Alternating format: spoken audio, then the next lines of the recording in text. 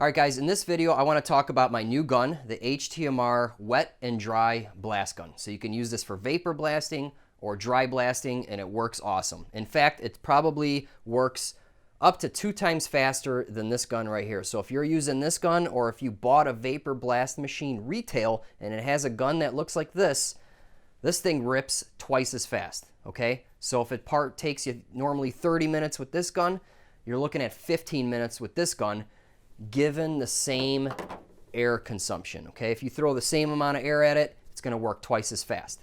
Okay, so this gun is made here right in Chicago, Illinois, USA, right? So there's 2 vendors that CNC machine the components. One's located just a few minutes away, one's half an hour away. The anodizer's local. The nozzles come from the States as well. So this is all, you know, locally sourced. I can go talk to these people. So what that means is you're going to get a quality gun, okay, with the right parts in it and all that good stuff. And if you guys don't know or not, I'm a mechanical engineer. I design stuff for a living. So you're going to get a good gun, okay? And now I've been vapor blasting for like 2 years, built several machines, and here's how you get a faster blast process, okay? You either get a larger compressor with more CFM available, which is more power, okay? More air equals quicker processing times, or you speed up the efficiency of your gun, okay? The Chinese gun runs at 50% efficiency compared to this thing, okay? So if you're doing this to charge customers, imagine if you save half the amount of time on the job, okay? You can give your customers a little bit of a lower rate, or you can increase your profit margin. Either way you want to look at it, you're going to get done sooner.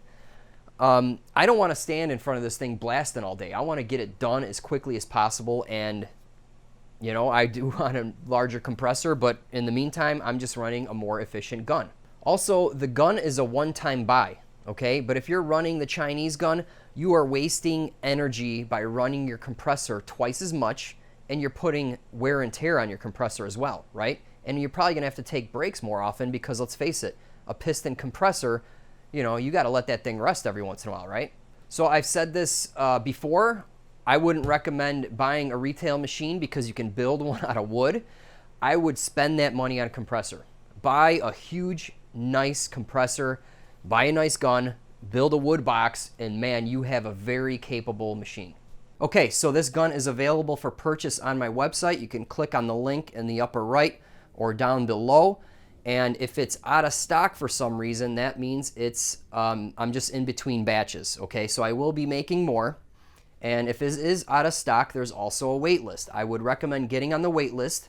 That puts your name on an email list. It's free, and you get notified immediately when they come in stock, okay? And then you get first dibs versus me just putting them up on the website where it's a free-for-all, right? Okay, also, if you go to my website and your country doesn't show up for a shipping cost, please email me. I'll set up shipping to your country, okay? And I have to do that for every country. And I got a bunch of them loaded, but hey, if yours isn't listed, then just email me, okay?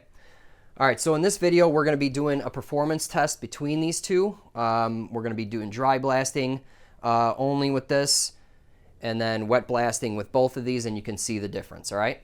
All right, guys, so let's go over this blast gun. The body is aluminum and it's anodized. So what's awesome about anodizing is this whole part gets dunked and it gets anodized. So what that means is all the interior surfaces are protected. So anodizing does an excellent job at resisting corrosion, okay? Unlike this gun over here, the cheap one, you can see it's rusting like crazy, and that alters the flow and whatnot. So this guy begins to corrode almost immediately, okay? So that's why this is anodized, right? So even if I were to powder coat it, you wouldn't powder coat the inside, and the inside would be raw, right? So anodizing is the way to go. Over here, the media port, it's standard 1/2" NPT, and it'll come with a 3/4 fitting. Okay, so that's for 3/4 or 19mm hose, okay? Next up, we have a brass air jet, and there are 3 available: 5 horse, 7.5 horse, and 10 horse. So this guy consumes 16 CFM at 60 psi. We have 25 CFM at 60 psi and 37 CFM at 60 psi. Okay, and then it just has a rubber hose on here to protect it from media attacking it. Okay, and that's especially true for vapor blast. Okay, it comes with 7/8 hex, so all you got to do is just snug these up. Okay, nothing crazy, it's not going to the moon. Next up is we have a standard size O-ring. Okay, there's nothing custom about this O-ring, and that's for sealing. And then we have 3 nozzles available, and generally speaking, you match up the nozzle with the jet you're running, okay, except when you're polishing, and I'll cover that later. Okay, these parts are all used. Okay, I've been using this for several minutes to create this video, and I apologize, they're a little dirty, but a nozzle comes nice and white like that. Now this is a ceramic tapered nozzle. It's also available in tungsten carbide, which I'm not going to go over in this video, but the tungsten carbide nozzles are very expensive. Okay, they're like over $100 a piece. These ceramic ones are like $8 a piece. Okay, so you have to consider the nozzle replacement cost in a gun. So that goes in here, and we have a plastic nozzle nut. So this guy's tapered. See, it kind of just does a taper lock deal on here, and what you can do is get it started and then just turn it like that. And this plastic does not absorb water. Okay, so there's the finished piece. Okay, and you can hold it in a couple different ways. You can hold it right here.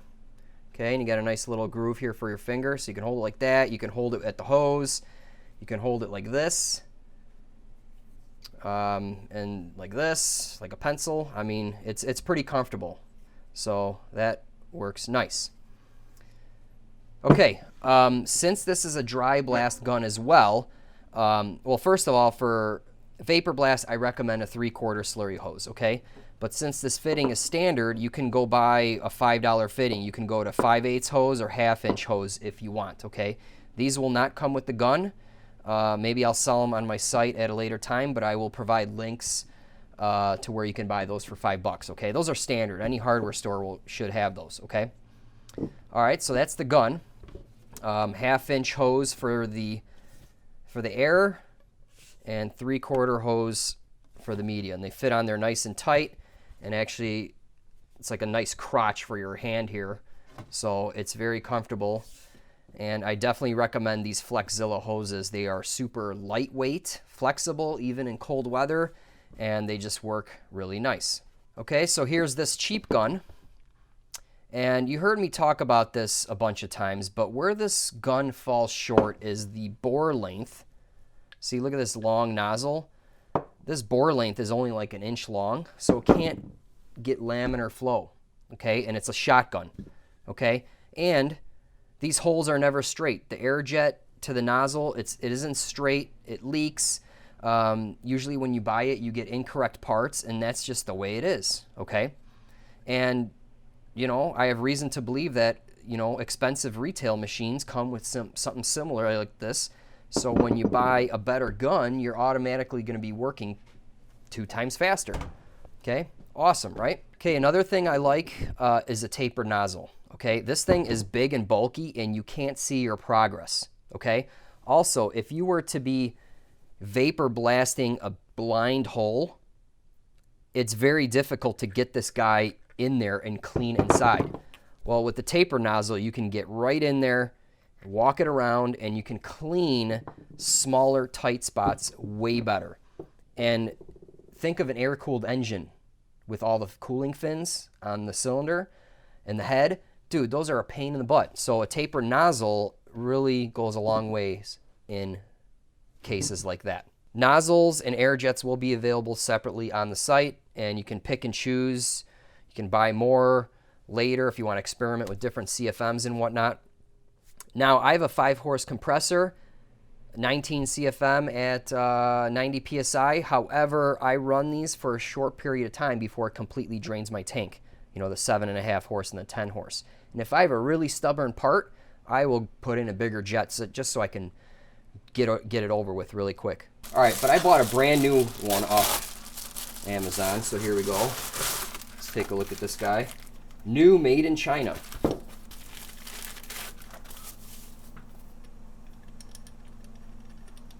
Comes with loose parts. All right, we can't use this fitting, so we will automatically screw in a bigger fitting.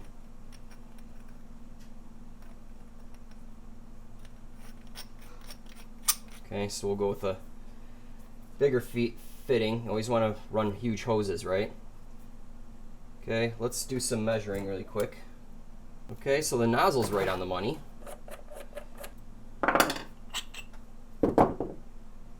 Whoa, check that out. They got a groove for an O-ring now.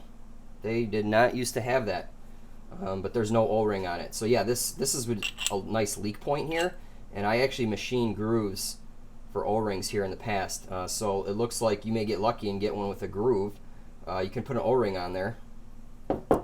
Yeah, so here you go. It came with a way too big of a jet. This is a 7.5 horse jet and a 5 horse nozzle.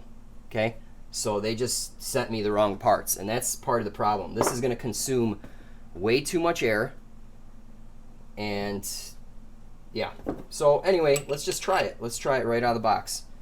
In the plans, I do have information on how you can tune these, you know, to whatever you want to get them to work pretty good.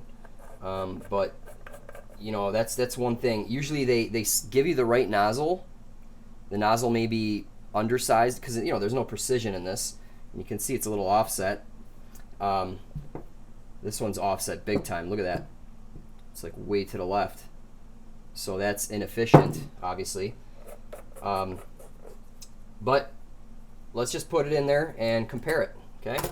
Okay, so in this video, we're gonna be using my DIY wood vapor blasting cabinet. This is the second cabinet that I built. This one is 42 by 30. It's pretty big. I built it from 3 sheets of plywood, and I waterproofed it, and it works freaking amazing. And it's fully loaded. It has a wiper, closed loop, heater. It's fully automated. You press the foot pedal and you go, okay? I mean, it just works really well. Also, we're gonna be dry blasting with this cabinet. I've made it such that, you know, you wheel all the water stuff out, you know, drain everything, clean it, make sure it's dry, and then you just load the hopper with dry media, stick a metering valve underneath, and bam, you're dry blasting, okay? And you also hook up a shop vac. So this cabinet can dry blast and wet blast. Takes 30 minutes to swap over from one process to the other, and that's just amazing. And you're probably thinking, why dry blast, right? Well, you're gonna see a part here that's gonna be very corroded. You know, sometimes dry blasting helps in the prep work. Okay guys, so when we're vapor blasting with this cheap gun, I am gonna compare it to my 7.5 horse gun. And the reason being is, even though I ordered a 5 horse version, it came with a 5 horse nozzle, but a 7.5 horse jet, okay? The jet consumes a specific CFM, and in this case, 25 CFM. So that's the power. That's the power that's doing the work, right? So in order to be apples to apples, I'm gonna do it with my 7.5 horse gun. But even if you look at the 5 horse version, my 5 horse version will blow this thing out of the water, okay? This thing is just slow, okay? Now you're probably thinking that's not fair, the nozzle's smaller or whatever. Well, actually, when you decrease the nozzle size, it increases media velocity, okay? So in theory, it should work a little bit better, but you know, you're gonna see it's not the case. And that's true when you buy these guns. I've bought about 8 of these over the years because I do all sorts of modifications and stuff, and you just get mismatched parts, okay? And in my plans, I talk about how you can fix that and what to do about it and whatnot, but just be aware that you're probably not gonna get the right parts when you order this, okay? They're all over the place, okay? All right, so here's a real nasty part that we're gonna be testing on. This is part of a transmission that has been sitting outside. And this is a purchase that I regret. It's a T56 transmission front plate. But anyway, see, we'll probably focus on here. It is super corroded. I mean, there is aluminum missing, deep pits here. But we'll just give it a go. We'll just do some sections and see how it works. All right, so we'll do some dry and wet blast testing. All right.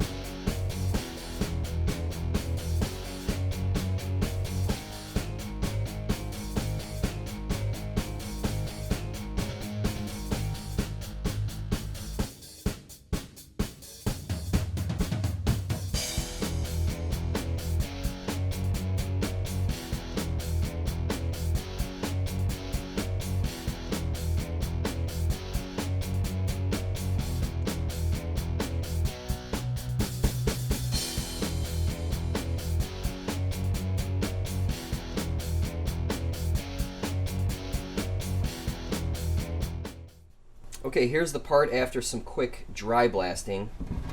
It's a very dull finish. But anyway, it's fast. It removes corrosion very fast from aluminum, and that's why a lot of people dry blast before they vapor blast, okay? Because this is a good prep, okay? And that's why I made my machine universal, so I can do wet and dry blasting in the same cabinet. Now, I didn't go crazy and do this 100% because there's a nice crack in here, and this part's actually junk. So, but just to point out, I did the really bad area that was very corroded with the dry blast, okay? We'll save the outside here for some vapor blasting.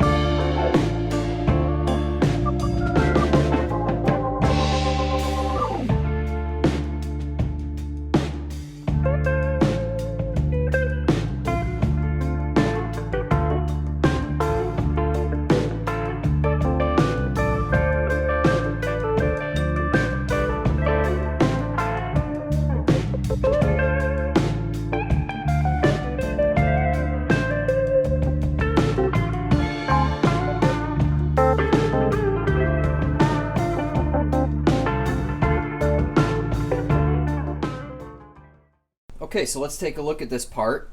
This area right here was hit with the 10 horsepower gun, and look at these deep pits. So this is corrosion, which is very difficult to remove, and I usually go to a coarser media, dry blast, or use aluminum oxide. But with glass bead, that gun was able to rip a lot of that stuff out. There's a little bit in there, but I didn't go crazy. But you could see how bad this part is, and the 10 horse gun has just the power at 60 psi to rip that stuff off. Now this was just a rough cut, I was just really close, cleaned it up real quick, and then we'll move on to the polishing step, which I'll demo some other parts that we're going to throw into the gun. But anyway, here's another piece here, and then right here is where I use the cheap Chinese gun right here, and you can see that I focused here for a while, but there's still some deep black corrosion in here. It wasn't powerful enough to remove it, okay? And that you can clearly see that gun is not as fast. Okay, so up until now you just saw me rough cutting the surface, right? So now I want to talk about polishing. Let's say you set up the gun with a 5 horse jet and a 5 horse nozzle. You saw me do this with 60 psi, right? Well, to polish, what you do is you increase your distance and you decrease your pressure. Ultimately, what that does is it slows down the media flow and it gently polishes the surface. So I always do that at the very end. Once it's clean, increase your distance, reduce pressure, and just slowly work it, and it'll give you a nice, shiny, consistent finish, right? Alternatively, what you can do, I got the 5 horse jet here, 5 horse nozzle. What we can do is keep our pressure up, keep our CFM available up, and you swap in a larger nozzle, 7.5 horse, okay? This will give you more slurry volume, however, at a slower speed. So you can keep your CFM up, okay? This consumes 16 CFM at 60 psi. You can keep that power up, if you will, okay? So I'm going to demo the 5 horse jet, 7.5 horse nozzle, and then also the 7.5 horse nozzle and 10 horse. Hold on. That's the 7.5 horse jet with the 10 horse nozzle. Okay, so these are the combos. Basically, you just bump up the nozzle one size. Now for the 10 horse, nothing bigger is available right now, okay? And if you have a 10 horse, hey man, you're doing just fine with the 10 horse. Just dial back the pressure to 40 psi, increase your distance, give your compressor a little bit of a break, okay? So let's go ahead and do that.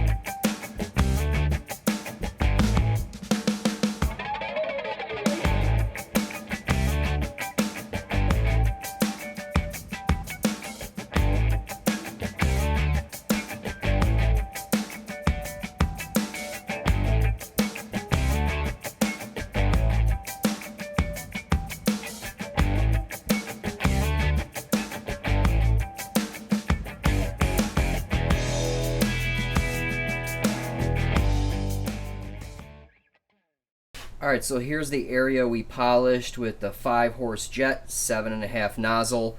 Started at 60 psi with a far away distance, and then I reduced it to 40 psi and went over it again. And what that does is it gives a super smooth finish. It's very shiny. It just looks amazing, and it's very consistent. So that's kind of how I vapor blast parts. And then over here, this was the 7.5 horse jet, 10 horse nozzle, okay? And again, we have a really nice consistent finish, very shiny. Love it, man. So that's just a couple parts you can swap and just do things a little differently with this gun. Okay, and real quick, this was one pass. Okay, 60 psi up close with a fast cutting nozzle, right? So see how it's a little dull and not consistent? And then here is one more pass, lower pressure, slower slurry flow, and you just kind of polish it up. Okay, and you can keep going, man. You can keep reducing pressure and keep going and going and going, and you know, as much as you want to get the desired finish you want. All right, guys, I want to talk about jet and nozzle configurations. Okay, the guns standard come with a 5-horse jet and a 5-horse nozzle and so forth. Same with 7-horse, 7.5 horse, and 10 horse. Okay, this guy is 16 CFM at 60 psi. Okay. And in this configuration, so for this configuration, let's just say slurry is low and velocity is high, okay? Just bear with me here, okay? Let's say I put the 5 horsepower jet with the 7.5 HP nozzle, okay? This is gonna provide slurry, high slurry and lower velocity. Okay, so that's good for polishing, right? Okay, and that's if you're still running 60 psi, okay? And you're consuming 16 CFM. Another thing you can do is you can go to 80 psi, okay? And that'll be 21 CFM. And this setup is probably equivalent to this setup, okay? So let's say you were choosing a gun and, you know, this guy consumes 25 CFM and you're going, oh man, my 7.5 horse compressor is 21 to 22 CFM, because that's typical. Okay, well, you can get a 5 horsepower gun and just run in a 7.5 horse nozzle and kind of be right here, 80 psi, 21 CFM. You're still going to have fast velocity and whatnot. So that's how you can get in between sizes. Okay, or if you go down to 40 to 60 psi, the velocity is low and it's polishing, okay? But man, run the same nozzle and jet combo for maximum velocity speed to cut, okay? To cut all the junk off, okay? All right, so this one is 25 CFM at 60, okay? Or it's 30, or the 7.5 horse jet, I think, is 33 CFM at 80 psi, okay? Okay, and you can do 7.5 horse jet, 10 horse nozzle, okay? And you get the same result. It slows down the media velocity. 10 horse, you're just running that, okay? There is no bigger nozzle available, and like I said, we're all jealous of your 10 horse compressor. You'll be just fine, but this is for lower, smaller compressors. You can play around with it and fine tune your CFMs. So basically, what you can do with the 5 horse gun is you can get a 7.5 horse nozzle, okay? So it comes with the 5 horse, but you can also get the 7.5 horse. If you're buying the 7.5 horse gun, definitely buy a 10 horse nozzle, okay? The nozzles are cheap. They're $8 each, right? Just buy an extra one so you have 2 and you can play around with it, all right? And air jets will be available separately, but that's just something I wanted to cover and what the jets and the nozzles do. Okay. All right, guys. Well, that's it for this video. I want to thank everyone who has helped me in the past few months and all of you who have pre-ordered. You guys made this possible. Okay. Your feedback went into this gun. Your pre-orders made this possible. And that's it. I hope you enjoy your new blast gun.